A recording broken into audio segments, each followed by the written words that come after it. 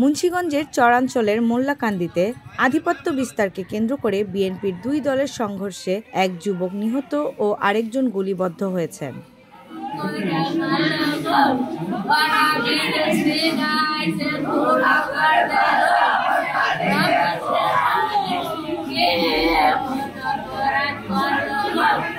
সোমবার সকাল ৬টার দিকে চরমুরিয়া গ্রামে এই রক্তক্ষয়ী ঘটনা ঘটে।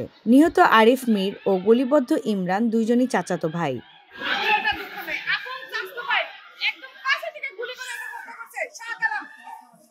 সকালবেলায় বাড়ির সামনে অবস্থানকালে প্রতিপক্ষ দল শাহ কামালের নেতৃত্বে অতর্কিত হামলা চালিয়ে গুলি করে।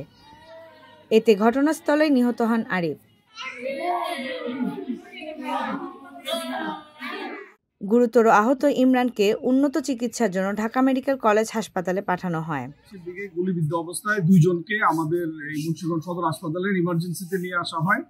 এর মধ্যে একজনকে আমরা মৃত অবস্থায় পাই, যার শরীরে বুলেটের আঘাত আছে, আর আরেকজনকেও নিয়ে আসা হয় গুরুতর আহত অবস্থায়। তার বাম পায়ের উরুর দিকে একটা গুলির চিহ্ন আছে, এন্ট্রি ওন্ড আছে। তাকেও আমরা শক অবস্থায় পাই। তাকে রিসাসিটেট করে স্যালাইন দিয়ে এবং তার ওনটাকে করে আমরা ব্লিডিং বন্ধ করে উন্নত চিকিৎসার জন্য ঢাকা মেডিকেল কলেজে রেফার করা হয়েছে।